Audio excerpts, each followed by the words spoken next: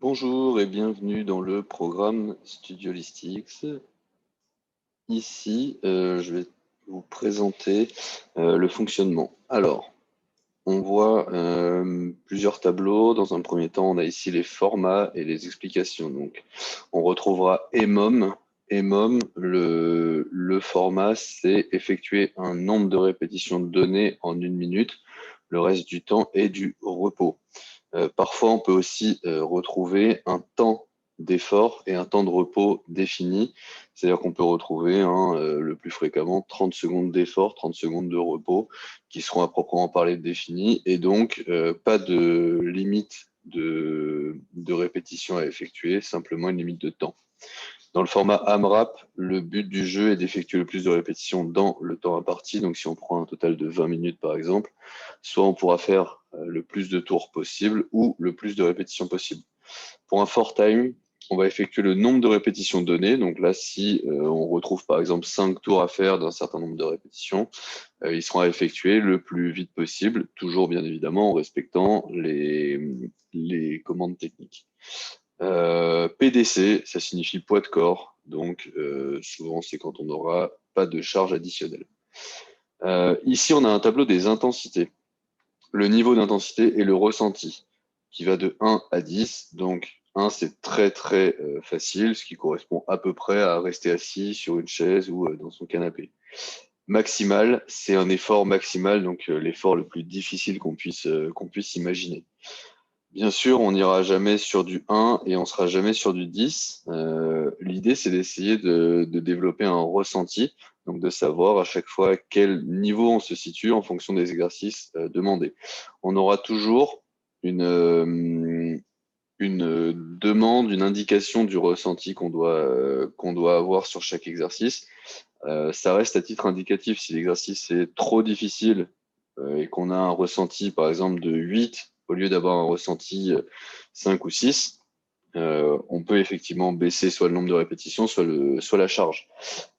Si à l'inverse, on a un ressenti de 3 à 4, alors qu'on est censé avoir un ressenti de 7 ou 8, on va soit augmenter le nombre de répétitions, soit augmenter la charge, toujours en gardant une bonne exécution technique. Ici, pour 4 et 7, c'est typiquement le RPE, donc on appelle ça l'échelle de RPE. C'est le RPE qu'on retrouvera le plus fréquemment, c'est pour ça qu'il est vide. L'idée, c'est d'avoir une sensation entre modérée et assez difficile pour 4.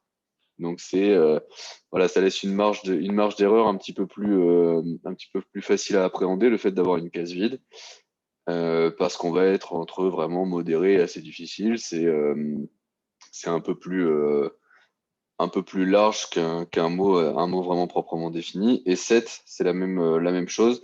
C'est-à-dire qu'on est entre difficile et très difficile. Donc, c'est un exercice qu'on va pouvoir quand même répéter un certain nombre de fois, mais qui va nous coûter en énergie, en dépenses. Pour ce tableau-là, ici, c'est un tableau indicatif qui propose des lectures qui peuvent être très intéressantes pour démarrer dans l'activité physique, à la fois donc sur le physique. Donc ici, c'est Un corps sans douleur, par exemple, de Christophe Cario, qui est un livre très intéressant avec beaucoup d'images et des routines proposées directement quasiment pendant la moitié du livre, donc beaucoup de contenu. Becoming a Supple Leopard, c'est un livre qui est très très intéressant. Attention, parce qu'il faut absolument, alors c'est plus simple, de le commander en français. Il existe beaucoup en anglais et en français, il est peut-être un petit peu plus compliqué à trouver. Mais très très intéressant. Kelly Starrett, c'est un kiné qui a beaucoup évolué en haut niveau, notamment en CrossFit, et donc qui propose beaucoup de routines de mobilité, qui propose des routines pour la prévention des articulations dans l'activité physique, donc très intéressant pour recommencer une bonne activité. Ensuite, au niveau du développement personnel, il y a Les Vertus de l'échec de Charles Pépin, qui est un livre très intéressant sur le fait de tolérer l'échec et justement de progresser grâce à l'échec. Et en termes de science, on a Les étonnants pouvoirs de transformation du cerveau de Norman Doidge. C'est un livre génial qui permet d'appréhender toutes les capacités de notre cerveau. Ici, une séance type, ça se présente comme ça. Donc, du coup, je remets le tableau des formats, le tableau des RPE qu'on va retrouver rapidement en séance. Donc, première partie, on a un skill qui est très intéressante pour rentrer dans la séance de façon tranquille. Donc là, c'est un skill de jonglage. Donc 3 balles, 3 chaussettes, 3 paires de chaussettes, tout peut se faire. Il y a simplement à cliquer sur chaque exercice pour avoir la vidéo qui apparaît sur YouTube directement. Donc on a simplement le lien. Donc là, il y a juste à cliquer, on a le lien qui apparaît directement sur YouTube. Pour l'explication au niveau du skill, donc skill, j'ai mis un bloc qui fait 5 minutes. Donc le but du jeu, c'est d'essayer de faire un truc sur 5 minutes. On essaie de progresser au maximum en jonglage. Ensuite, on arrive sur le bloc mobilité avec 5 exercices différents, un format sur EMOM 15 minutes. Donc pendant 15 minutes, on va avoir 30 secondes d'effort, 30 secondes de repos, 30 secondes on, 30 secondes off, sur ici ce mouvement. Donc pendant 30 secondes, je vais faire du hip thrust, puis repos. Ensuite, on passera au plank to pike jump. 30 secondes d'effort, 30 secondes de repos, gobelet squat, ainsi de suite. On fait une fois cet enchaînement-là, ce qui nous fait 5 minutes. Vu qu'on est sur un minimum de 15 minutes, on le fait 3 fois. Je rappelle, il y a juste à cliquer sur le lien pour voir une vidéo des exercices. Au niveau de l'intensité ici, on peut se référer sur l'échelle de RPE. Donc là, on est sur un RPE 3-4.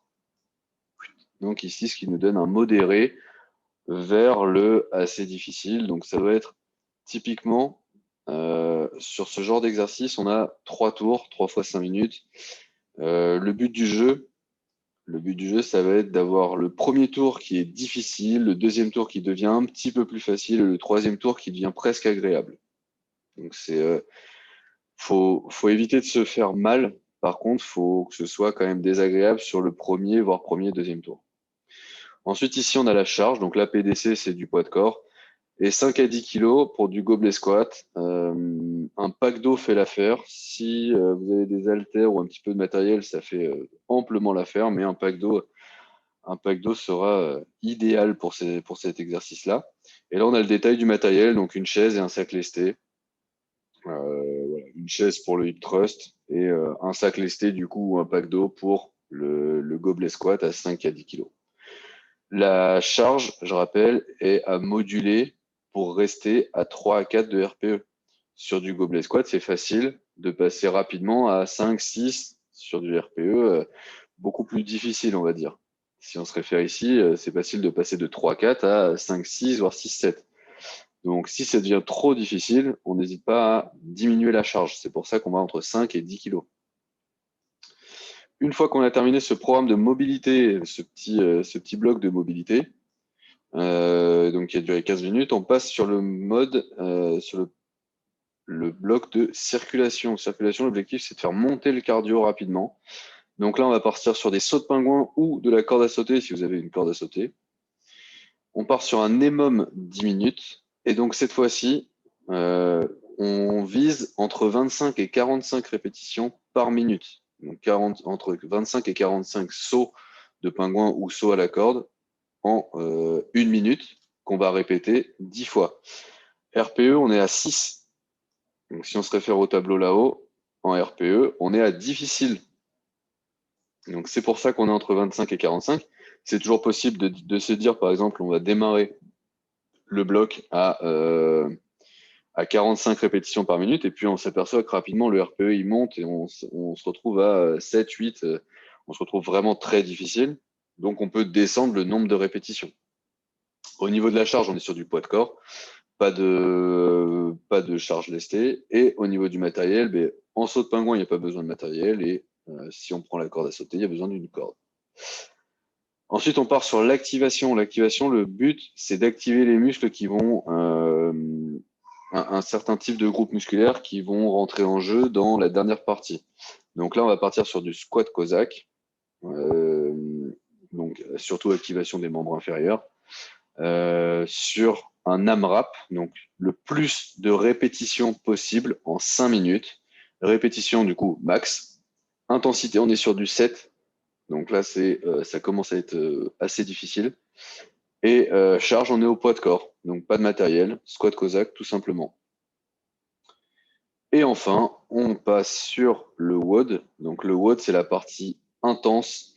Attention, on met quand même l'accent sur l'exécution, c'est-à-dire que c'est pas parce qu'on a une partie intense où ça va être très difficile que on fait une mauvaise exécution. Je préfère que vous fassiez 10 répétitions de moins ou 15 ou 20 répétitions de moins, mais que toutes vos répétitions soient bien faites, plutôt que mettre l'accent sur le nombre de répétitions et qu'elles soient toutes mal faites et que vous risquiez de vous blesser. Le but du jeu, c'est de voir sur le long terme. Donc ici, on a l'enchaînement, exactement le même principe. On peut cliquer sur chaque mouvement pour avoir la vidéo et l'exécution. Sur le format, on est sur 16 minutes. Donc, le but du jeu, là, ça va être de faire 2 répétitions, donc 2, 2, 2, 2, 2, puis 4, 4, 4, 4, 6, 6, 6, ainsi de suite. En fait, on vient monter jusqu'à 10, puis on redescend jusqu'à 2, puis on remonte jusqu'à 10, et ainsi de suite, pendant 16 minutes. Donc, c'est une pyramide. Donc, on vient monter, puis descendre, puis remonter et redescendre, ainsi de suite. RPE 8, donc là, clairement, c'est le RPE le plus haut que vous allez rencontrer. Donc, le but du jeu, c'est d'être à fond. Je rappelle toujours en technique. Techniquement, ça doit être très bon. Poids de corps partout sur tous les exercices là. Et le matériel, il y aura besoin d'une chaise, d'un mur et d'une serviette. Donc, très simple. Et on termine la séance par un petit skill avec un bloc de 5 minutes sur du jonglage. Ça permet de reposer le cerveau et d'intégrer un petit peu tous les mouvements qu'on vient de faire et qu'on vient de découvrir. Donc voilà, une séance type, et puis là, il y en a 12, donc 12 séances pour un mois complet, ce qui équivaut à 3 séances par semaine. L'idéal pour caler ces 3 séances par semaine, ce serait d'avoir un jour de repos entre chaque séance, si possible. Donc, par exemple, si on prend lundi, mercredi et vendredi, ce serait pas mal. Maintenant, le plus important, c'est de bouger. Donc, si jamais au niveau de l'emploi du temps, bah, il faut associer 2 jours, enfin, continuer à bouger 2 jours d'affilée ou même 3 jours d'affilée, eh tant mieux, ce sera toujours mieux que rien. Par contre, on fait bien attention à des douleurs qui pourraient apparaître, sachant que les courbatures ne sont pas des douleurs. Les courbatures sont bénéfiques. Les douleurs, ce sont des pointes, des douleurs qui restent longtemps, qui restent 2 ou 3 semaines dans au même endroit. Ça, ce sont des douleurs qui sont gênantes. Les douleurs de courbature, c'est pas des douleurs. La vidéo explicative sera ici, mais de toute façon, si vous m'entendez, c'est que vous l'avez trouvé le lien. Bon courage et bienvenue parmi nous.